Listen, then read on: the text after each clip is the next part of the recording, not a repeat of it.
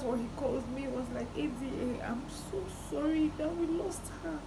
I was like, you lost her? When did it happen? This morning? He was like, no. It was that same day I gave it to her.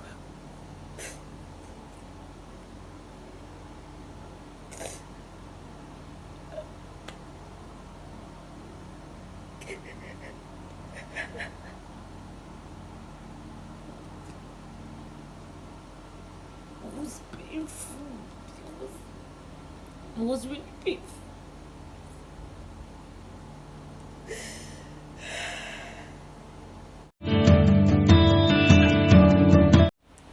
Hi guys, welcome back to my channel. Izuma's Corner here again.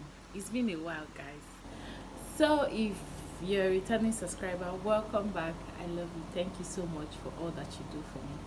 And then if this is your first time of coming here, please subscribe, like, comment, and even share these videos. Tell people about this channel. So when I started up this channel, I said I was going to share a whole lot of stuff with you guys about myself and everything about me that I'm going to carry you guys along. So today I'm going to be sharing one of those things that I said I'm going to be telling you guys about. And I'm not telling you people this thing because I want to just talk, but because I want to let people understand that in whatever that you're going through, that there's still light at the end of the tunnel, that you survive it. People go through a whole lot of things, even worse than I've gone through, and they survived it. So you can be going through worse. You might not be going through what I went through, or you might not be seeing what I saw. But in all, I just want you to know that you should draw strength from whatever that you're going through. That whatever that is happening with you is a story that you're going to tell someday, just like I'm telling mine. So I got married to my best friend on the 13th of January 2019. In Igbo land, once they pay your bride price, you're automatically married. So my bride price was paid on the 13th of January 2019. We were so happy that we even fixed our wedding date on that same day as we were heading home. So after that, I returned back to base. Then later came down again for preparation and all that. And then your girl found out that I fell pregnant. We were pregnant. I did not just fall pregnant. We got pregnant. And then when we got pregnant, we found out that I had massive fibroids. And the doctor said at that time that he cannot operate. And my husband suggested we should do a D&C. And the doctor said no, that we cannot do a D&C. That he's going to help us, that we're going to get the baby out of it, even though the fibroid was big. So like that, fast forward to after my wedding, life was going on fine, but I started falling sick. I stopped eating. I could hardly even take my routine drugs. I could hardly do anything without vomiting, without throwing up, without as in ending up in the hospital. So at that time I was new in Anglican because my husband is Anglican. So I was new in Anglican, and because I'm new, I have to enroll for Mothers Guild. So I was doing all those things, even though I was really down. I wasn't working. So it was telling on me and my marriage. There were times that my husband would feel like maybe this is too much for somebody, that's people that just got married. Where our love was tested at that time, but in all of it we came out strong and better. So during that time I was trying to enroll for the Mothers Union stuff. I went for the Mothers Guild thing. I went for the rehearsals in church, and then that day I was in serious pain. I was just lying there. I was in pain, but I was still trying to hold on and stay so that I'll get something out of this particular thing that I went for today in church, for me to come out. So as I was there lying down, one lady just came. I was like, Ada, I don't understand though. Is this still not pregnancy that every other person used to be pregnant? You're making it look difficult for people that have not been pregnant before, all these young girls. I just looked at her, like, this person doesn't know what I'm going through. And then I started crying because I was in pain. I got home, I told my husband, he consoled me as he always do. Is it one okay? Good man. So I know that that month passed, we kept on going. I was still going to the hospital. There were days that I was short on blood. But in all of this, I was strong because I had my husband, because I had my friends, my real friends. I had genuine people around me. I had my family, my mother-in-law, my father-in-law, my parents, my dad, my mom, everybody was around me. So there was this time my mom bought some baby stuff for me from Lagos. I was supposed to pick up from my dad at Nnewi. So I went to Nnewi to pick up from my dad. And when my dad saw me, he didn't say anything to me. But when I got back, my mom called me and asked me that my dad said if I'm okay, that if something is wrong with me. I told her that it's just the fibroid thing that is killing me. She was like, I should not worry, that I'll be fine. So after all that, we kept on going to the hospital. I was on diclofenac, I was on tramadol, I was on PCM. I could finish a sachet of paracetamol in a day and I would still be in pain. I was going through pain. I cannot explain that pain now. Like that time, most times I'll be like, what is all this? Let me just, sometimes I wish I would just die. That was how painful it was. I would cry all through the night. I would throw up all through the day. Oh God, it was painful. But I survived it. I survived all of it. And fast forward to when we got to 20 weeks, the doctor, they had to do blood check on me and found out that I was low on blood. My husband had to donate. They said I would take 2 pints of blood because the fibroid was already taking everything. I was not eating, and fibroid is growing big. My baby is not growing. So my husband donated blood and I took it. After that, we continued the journey until 30 weeks. 28 weeks, the doctor now told me that he cannot administer all those painkillers again for me because it's going to harm my baby as at that time. And in my mind, I was like, how will I even undergo this pain now? How will I be able to survive it? So like that, we continued still. We went on through the pregnancy till 35 weeks and 4 days. It was really painful. I could not take it anymore. And I told the doctor to operate, that I cannot. Before then, at 32 weeks, he said he wants to operate. I told him no, that I can't, that I don't want him to operate because I read that babies that they deliver at 32 weeks in Nigeria, that they hardly survive. So I told him that he should not worry, that I will go to 36 weeks at least so that we can have a healthy baby. He was like, okay. When we got to 35 weeks, I told him I cannot anymore. He said I should just push on. I should just give it one more push, that I'll get to 36 weeks. I could not. I had to call my mom to calm down, that I cannot take this thing anymore.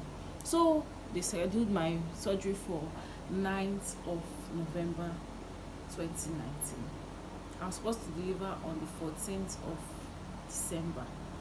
So the surgery was scheduled for 9th of November 2019. On that day, everything was ready. We checked into the hospital the day before, on the 8th. So as we were about to, after praying and everything was ready, my husband was in the theater with me. It was wonderful having him by my side at that time. My mom was around. My mother-in-law was on her way to the hospital. Everybody was waiting for me and our baby to come out. So when they started the surgery, the doctor now said that they can't find my baby. They can't find my baby. I don't understand. And I asked my husband, what's happening? What's sick? He now said that they cannot find my baby, that they will have to take out the fibroid first. Now remember guys, they said that they can't take out the fibroid. I'll have to come back after 6 months. After I have my baby to do the fibroid operation. So at that time, the fibroid came ahead. Like he came in front and my baby was behind. That was why they couldn't find my baby. So that time, after they took out the fibroid and then brought out my baby. Fibroid was 4.5 kg. I'm going to put a picture of it somewhere so that you guys will see it. And my baby was 2.5 kg. That was how bad it was. Like even after everything I did, they said I should stop taking dairy food, milk, eggs. I stayed away from all these things. Still, fibroid was still bigger than my baby. But in all of it, when I heard my baby cry, I was like, yes, I'm fine, I'm strong, everything is fine, that my baby survived. So we came out of the theater, my baby was crying. I felt like she was crying because she didn't get enough food, and then now she's out here, she needs to eat and all that. So as we continued, I was not telling the doctor that they should administer formula. When they give her formula, after we continue exclusive. Now one day formula will not kill her, tomorrow will continue, because I'm already very weak. The doctor said no, that I should keep trying, that she can stay for 8 hours without eating, that nothing will happen to her. So like that we continued till around 6. I told my husband to go and tell the doctor that I cannot endure this baby crying anymore, because it was painful having to hear my baby cry and I cannot do anything. I was just lying down there. So the doctor now said that he will use his hand to administer the formula, that they should buy it. After a while, he now said no, that one of his nurses will administer. And then when she did, my baby coughed twice. And after coughing twice, I didn't see her again. They took her out. So every day I kept asking my husband what of baby. He said, okay, when they came back, I asked them what of baby. He said that baby is in the ICU and she's on oxygen. And then I noticed my mom, she would just be putting away the baby crib. I'll be like, mommy, why are you putting away the baby crib? My baby will still lie down there. It's now that I'm thinking about all those things. So one time on a Wednesday, I had the surgery on Saturday. So on Wednesday, when the doctor came to me, I was like, doctor, I want to see my baby now. Let me go and see her. I'm strong, I can move around now. Let me go and see her. He said no, that I should not worry, that they won't allow me, that they can't allow me see her. But my husband is seeing her, that she's fine, but it's a 50-50 chance. At that time I said, okay, no problem, sure, my baby will survive. He said yes, that they are doing all they can for the baby to survive, that they are going to do everything humanly possible. So the doctor came in on Thursday morning and he held my hands and was like, how am I doing? I said I'm fine, that I'm just waiting for them to give me information about my baby. And then next thing, he brought out his handkerchief and started wiping his eyes.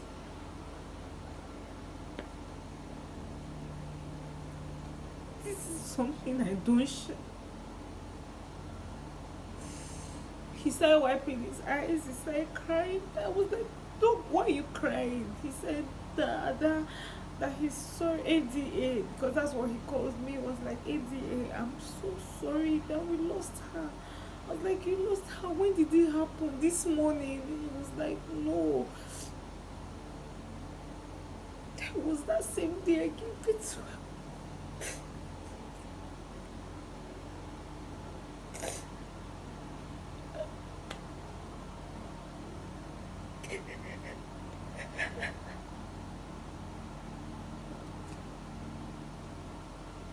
It was painful.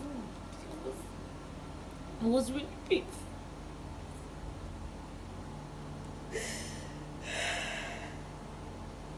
I cried.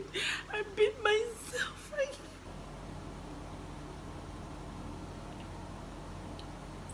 So after everything I went through,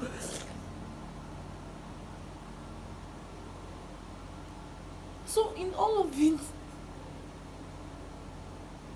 this child would have been a consolation, like something to hold on to.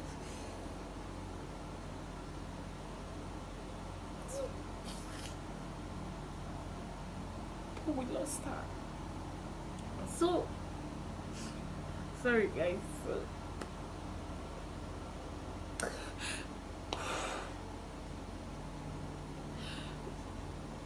So at that time, after the doctor told me that, I started crying. I could not hold it. I wailed. I asked God why.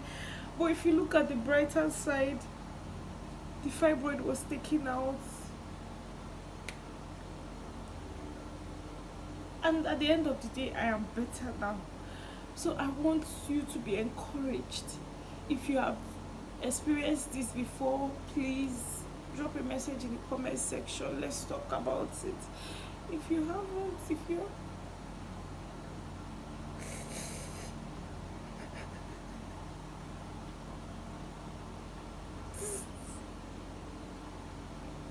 thank you for watching up to this point.